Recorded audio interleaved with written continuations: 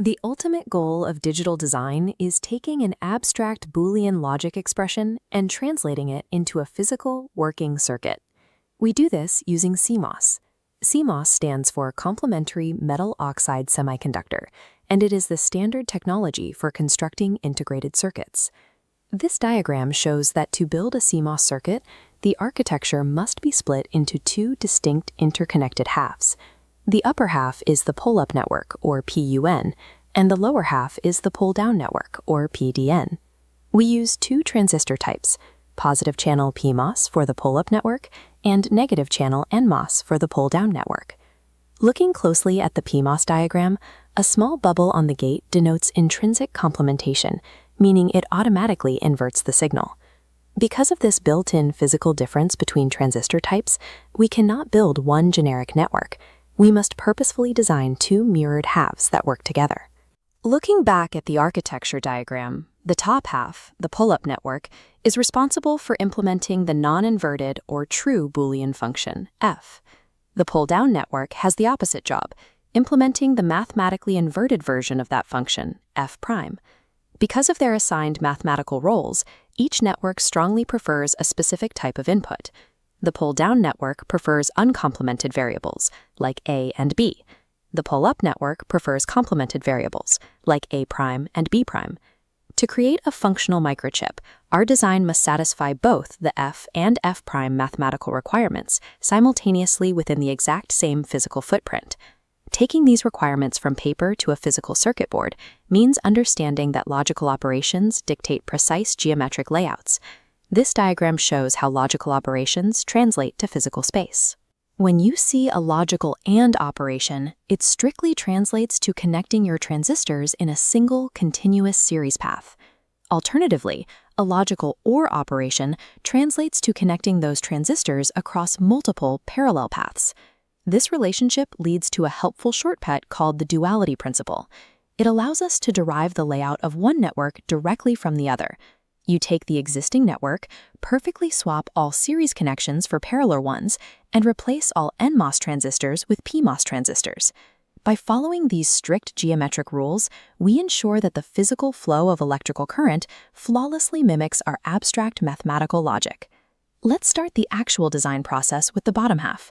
Our first step is calculating the inverted function, f', required to build the pull-down network. Achieving this inversion usually requires De Morgan's theorem. De Morgan's theorem is a set of rules in Boolean algebra that allows us to transform logic expressions by swapping ANDs with ORs and inverting the variables.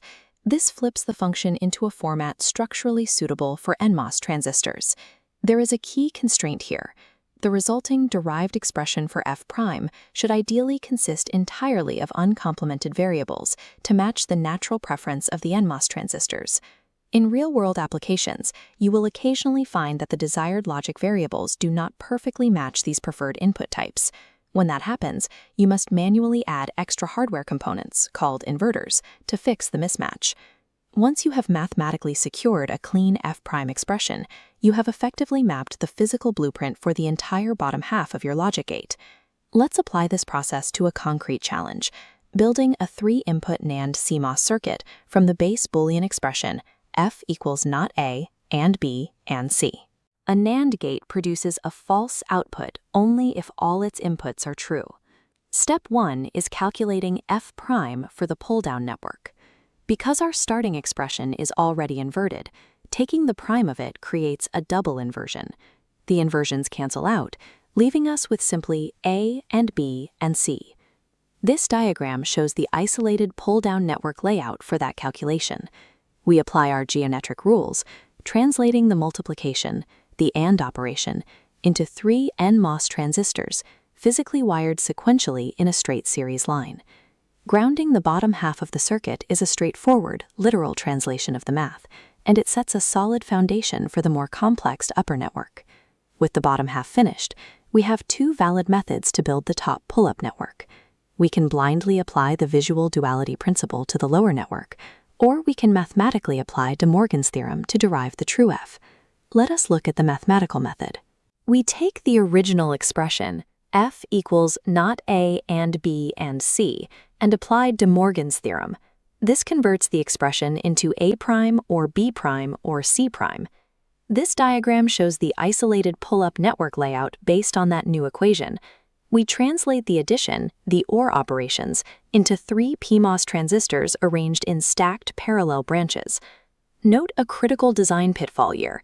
Even though the mathematical formula for this top half uses complemented variables, A', B', and C', the physical PMOS gates must be wired to the standard normal inputs A, B, and C.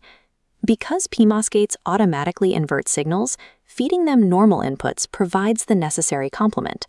This full-screen diagram shows the completely assembled 3-input NAND circuit. You can see exactly how the series pull-down network and the parallel pull-up network connect in the center to form the final F output. By applying these strict rules of intrinsic complementation and spatial geometry, we successfully transform abstract Boolean theories into physical, working computational hardware. Thanks for watching. See you next time.